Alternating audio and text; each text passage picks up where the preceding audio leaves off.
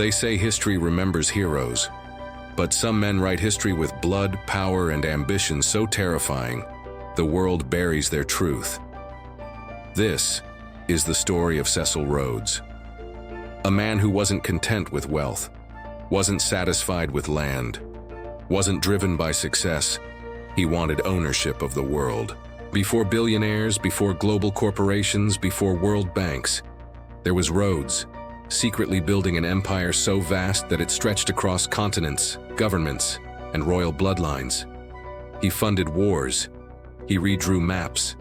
He built systems that still control universities, politics, and elite power circles today. And he created a scholarship that appears noble, but hides a deeper mission: to engineer the next generation of global rulers. They call him a visionary. They call him a patriot. But behind the marble statues and polished legacy lies a dark truth. He didn't just want Britain to rule the world. He wanted himself to rule it. This isn't just history. This is the blueprint of modern power. And once you understand his plan, you'll see the world very differently. In history, there are kings who wore crowns, generals who commanded armies, and emperors who ruled nations. But sometimes the most dangerous men are the ones who never sat on a throne yet dreamed bigger than any king ever could. Cecil Rhodes was one of those men. A sick, quiet boy from England who was told he wouldn't live long, and instead decided that if life was short, then he would not waste a single moment living small. Born in 1853 to a modest family, Rhodes struggled with tuberculosis, and doctors warned that his lungs would fail, advising him to travel to a warmer climate if he wanted to survive. But rather than rest, he traveled with a burning vision, a vision that would reshape continents, rewrite borders, and silently influence the world for generations. That land was South Africa, a place full of dust, conflict, and unimaginable opportunity buried deep underground. While men were digging desperately for gold and diamonds like hungry wolves, Rhodes was studying something else: power. He believed that whoever controlled wealth would control the future of nations, and whoever controlled nations would shape the destiny of the world. Arriving as a lonely teenager, he rose to become the master architect of the world's most powerful diamond empire, founding De Beers and monopolizing nearly 90% of the global diamond market. This wasn't business, this wasn't luck, this was domination through strategy. And for Rhodes, diamonds were not treasures, they were tools. Tools to build influence, tools to buy governments, tools to command history. But diamonds were only the foundation. In Rhodes' mind, the world was not meant to be shared. It was meant to be taken. He openly believed in the supremacy of the British race, writing that the Anglo-Saxon was the chosen ruler of humanity and should occupy the earth. To him, Africa was not a land of ancient cultures and sovereign nations. It was a chessboard, and the people living on it were obstacles to be moved, used, or erased. He seized land, exploited labor, manipulated leaders, and laid political structures that would eventually evolve into apartheid, a system that scarred millions of lives. Yet in Britain, he was celebrated as a visionary, a patriot, a hero of the empire. Statues were raised, scholarships established, and history books polished his image because history favors those who hold the pen or the money behind it. But Cecil Rhodes' true genius and his deepest legacy was not territorial conquest. It was mind conquest. He understood a truth that modern elites quietly live by. Controlling a generation's education means controlling a generation's power. And so he created the Rhodes Scholarship, a program praised for excellence, admired for prestige, and glorified by the elite, yet its hidden purpose was far more strategic: to train future world leaders with British imperial ideology, to build a global network loyal to the same worldview, and to ensure that power would remain in the hands of a select class. American presidents, British prime ministers, CEOs, judges, journalists, diplomats. Many passed through the gates he built, unknowingly entering the empire he dreamed of. Through this scholarship, he planted seeds in universities, governments, media, and finance. An invisible alliance, a silent brotherhood, a network that whispers into the corridors where real power lives. And yet that was still not enough for him. Rhodes designed plans for a secret society, a global structure of influence that would quietly guide world affairs long after he was gone, ensuring the expansion of Anglo influence through subtle manipulation, education, politics, and banking. He believed nations rise and fall, but networks endure, and his network was crafted not to last a lifetime, but to last a century and beyond. He died young at 48, but death did not stop his mission, because true power does not live in flesh and breath. It lives in ideas, systems, and loyal successors placed where decisions are made and history is shaped. When you look at global politics today, elite universities, international banking systems, diplomatic strategies, media shaping perception, and scholarships molding young leaders, you can still see the shadow of Rhodes, quiet, embedded, unchallenged. Cecil Rhodes once said he wished he could annex the planets, and it wasn't madness. It was ambition without borders, a hunger without end. He never became king. He became something more dangerous. The kingmaker, the ideological architect, the man who realized true control is not seen, it is felt. He didn't change history. He engineered the blueprint of modern power. And today, whether you realize it or not, the world you live in still walks on the path he designed. This is not the end of his story. It is only the beginning, because his legacy is not in stone or soil. It is in systems, networks, minds, and the silent machinery of influence that continues to shape our world long after the man has turned to dust. But what happened next wasn't a coincidence. It was a well-calculated evolution of financial power, wrapped under the harmless label of global development. As the decades rolled on, the world slowly realized that money wasn't just a tool. It was a weapon. Behind polished speeches and smiling diplomats, the real game was unfolding quietly. Nations were being reshaped, economies redirected, and leaders pressured until they understood one brutal truth. Survival in modern geopolitics depended not on armies or borders, but on access to capital, loans, and the invisible levers of financial influence. Countries that resisted the system were isolated, destabilized, and eventually forced back to the negotiation table. Meanwhile, global elites sat comfortably in boardrooms, not kings with crowns, but bankers in tailored suits dictating the fate of continents with signatures instead of swords.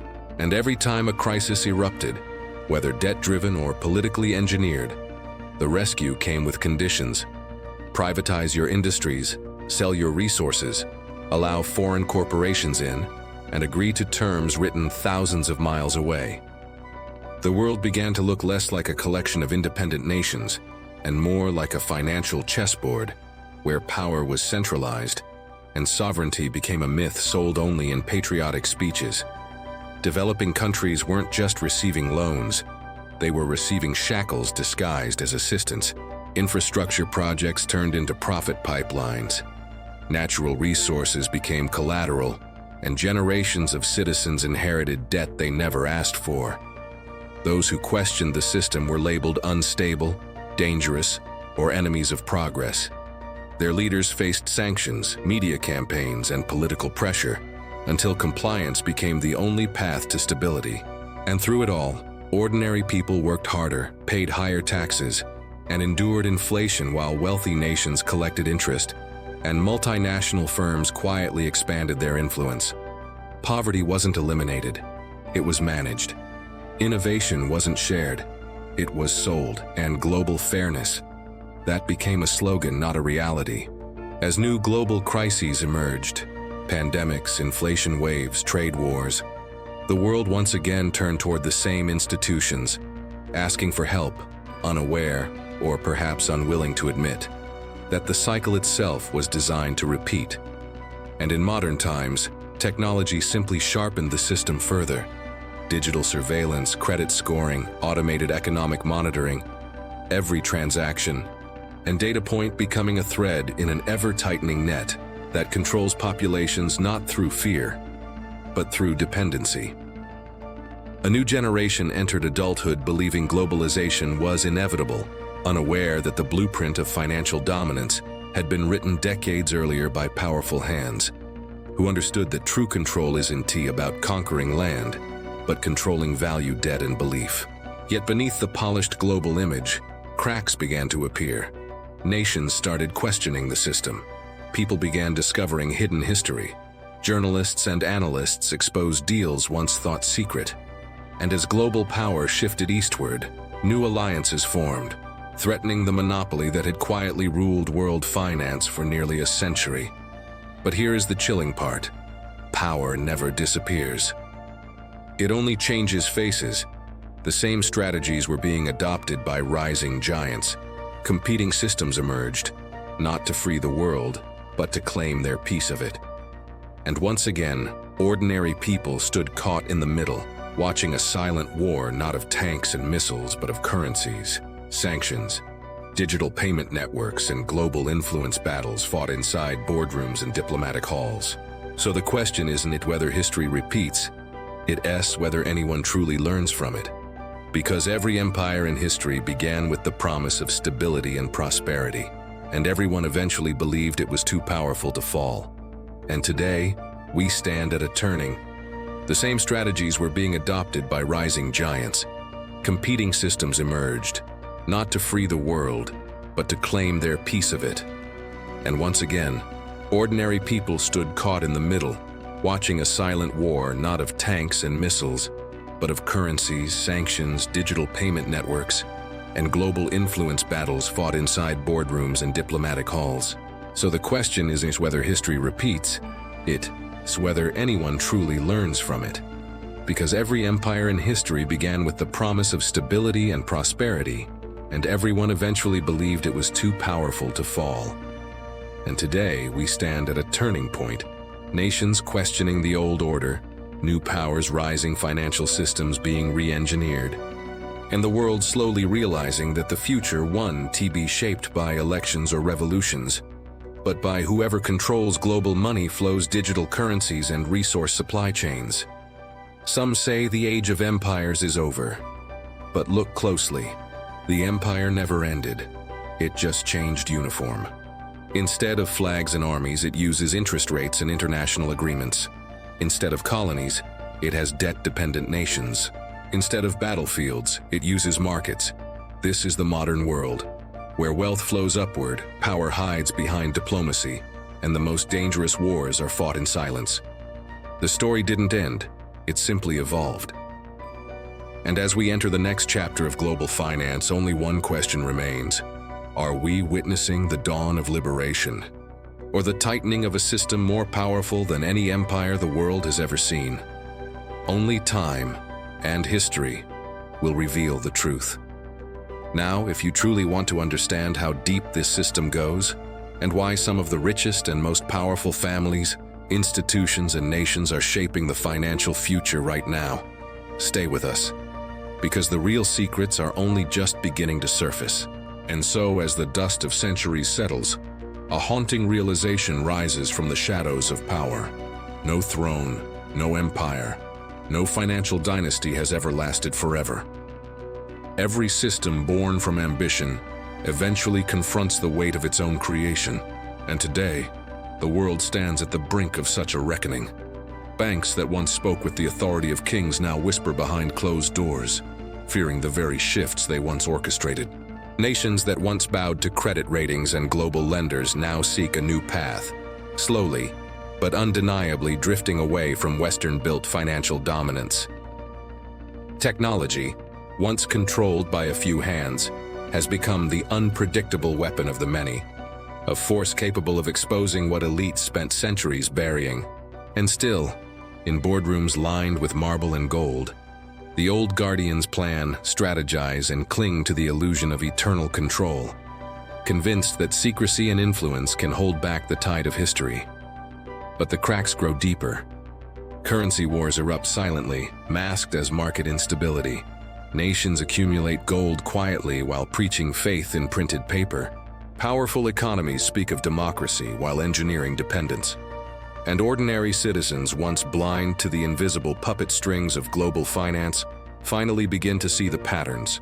Crises that conveniently shift wealth upward, policies that claim to protect, but instead restrict promises of prosperity, that somehow always result in deeper debt, greater struggle, and a widening divide between those who have power and those who must obey it. This age, more than any before, reveals a striking truth. Control is no longer physical, it is psychological, digital, economic. Empires no longer conquer land, they conquer minds and markets. Kings no longer wear crowns, they sign agreements and sit on corporate boards. Armies no longer march through cities. Algorithms march through bank servers, markets, and digital wallets. And the battle for the future is not fought with swords or guns. It is fought with currency systems, regulation, surveillance, artificial intelligence, and narratives designed to make obedience feel like freedom. Yet, with every great system comes a moment of exposure. For centuries, financial power operated behind silence. Secret societies shaping scholars, scholars shaping leaders, leaders shaping nations. But today, their blueprint has leaked into the public consciousness. The internet, the very tool they once feared, now acts as a window into mechanisms once guarded by blood oaths and elite institutions. And as new financial empires rise, in the East, in digital spaces, in emerging alliances, the old guard trembles because they know what history teaches. The moment people question the system begins to collapse. But collapse is not always destruction. Sometimes it is transformation. And that is the moment we live in now. A world where every currency is questioned, every institution challenged, every narrative studied, and every promise weighed against the reality unfolding before our eyes. Will the future belong to decentralized freedom?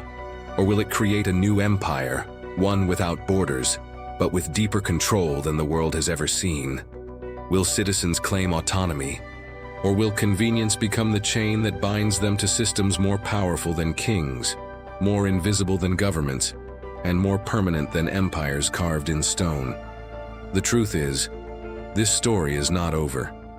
It stretches forward like a shadow across time, shaping destinies yet born, influencing lives yet lived. And as global powers trade smiles while preparing for silent conflict, through economics, technology, and ideology, one thing grows clear: the next empire will not rise from armies.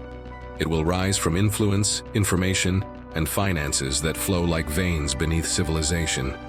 Hidden hands still move pieces on the global board, but for the first time, humanity stands close enough to see them.